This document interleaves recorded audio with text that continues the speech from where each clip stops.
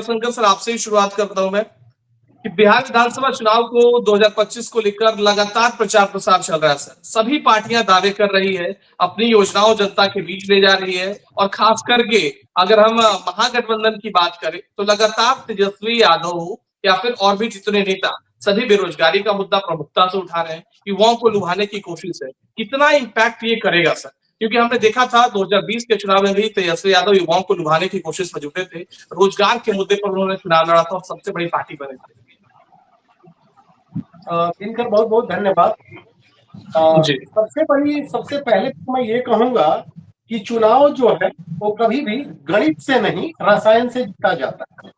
और इस बार कौन सा रसायन काम करेगा, इस पे सबकी नजर है। दूसरी चीज, चुनावी राजनीति में या तो हार होती है या जीत होती है। सांत्वना पुरस्कार जैसी कोई चीज नहीं होती है। अब हम लोग आते हैं जो हम लोग बात कर रहे थे कि किन मुद्दों की बात होगी, कौन आगे। बेसिकली हम लोग का देखा ये है कि आज की तारीख में माहौल किसके पक्ष में है, क्या दिखाई दे रहा है।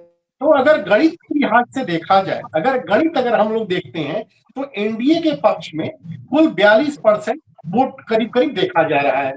इसी तरह इंडिया गठबंधन के पक्ष में 39% वोट, ये 2020 के का जो चुनावी आधार पर ये चीज है। लेकिन इंपॉर्टेंट ये है कि इस बार प्रशांत किशोर की पार्टी भी मैदान में है और प्रशांत किशोर की पार्टी कितना वोट हासिल करती है और वो वोट कहां से हासिल करती है, कहने का मतलब एनडीए गठबंधन का वोट कितना अपनी ओर खींचती है, इंडिया गठबंधन का कितना वोट खींचती है, जो फ्लोटिंग वोट है उसमें से कितना खींचती है, ये देखने वाली बात होगी। तीसरी जो अहम चीज जो मुझे जो दिख रही है कि जो महिला वोटर, तो महिला वोटर किसके पक्ष में ज्यादा जाती है और युवा किस ओर जाते हैं। महिलाओं का अगर देखा जाए तो नीतीश कुमार पिछले लंबे समय से महिलाओं को साधते रहे हैं और जो अभी भी हाल फिलहाल की जो योजनाएं उन्होंने अनाउंस की है उसमें कहीं न कहीं महिलाओं को साधने की उसमें एक जुगत दिख रही है साफ साफ। तो महिलाएं उसमें गेम चेंजर की भूमिका में रहेंगी और महिला वोटरों को कितना कौन सी पार्टी अपनी ओर खींच पाती है, इसी पर डिपेंड करेगा कि इस चुनाव में पलड़ा किसका भारी होगा। बिल्कुल सर, लेकिन इस चुनाव से पहले कई योजनाएं एनडीए की तरफ से दी गई है, जैसे 125 यूनिट बिजली फ्री की गई है। इसके साथ ही 1100 रुपए पेंशन देने की घोषणा की गई। लेकिन सवाल यह है कि क्या इन योजनाओं का असर आने वाले विधानसभा चुनाव पर पड़ेगा या फिर जैसा तेजस्वी यादव कह रहे हैं कि एक चुनावी शिगुफा है, इसे जनता समझेगी। देखिए, पिछले कुछ चुनावों में लंबे समय से अगर एक दशक का चुनाव देखें तो हमारे लोकतंत्र में एक नए तरह का ट्रेंड हो रहा है, लेन देन का ट्रेंड। और कहीं ना कहीं लाभार्थी जो वर्ग है वो मैटर कर रहा है, वोट दे रहा है, वो सोच रहा है कि अगर हम वोट दे रहे हैं तो बदले में क्या मिल रहा है। तो जो डायरेक्ट ट्रांसफर है, जो डायरेक्ट फायदा है वो कहीं ना कहीं वोट में ट्रांसलेट हो रहा है। वो चाहे मध्य प्रदेश हो, वहां आपने देखा, हाल में अभी झारखंड में भी हम लोगों ने देखा, तो कई राज्यों में ये ट्रेंड साफ साफ दिखा है।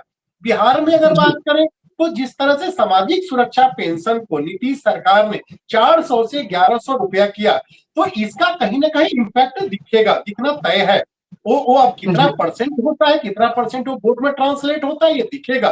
मुफ्त बिजली का मतलब है 700-800 रुपए महीने के बजट पर अंतर पड़ना, ये असर दिखेगा। तो ऐसी चीजें मान के चल रहे हैं। लेकिन जो हाल में एक दो ओपिनियन पोल आए हैं वो इशारा कर रहे हैं कि सरकार के खिलाफ बड़ी एंटी इनकम्बेंसी है।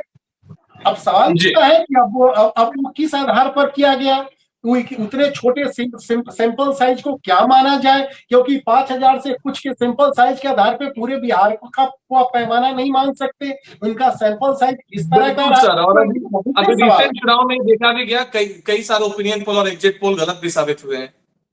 जी, लेकिन ये भी हम लोग को देखना पड़ेगा बहुत ही ध्यान के साथ कि अब हाल के दिनों में ज्यादातर जो चुनाव हुए उसमें एंटी इनकम्बेंसी ने काम नहीं किया। लोगों ने सरकारों को रिपीट करने में ज्यादा बेहतरी देखी है।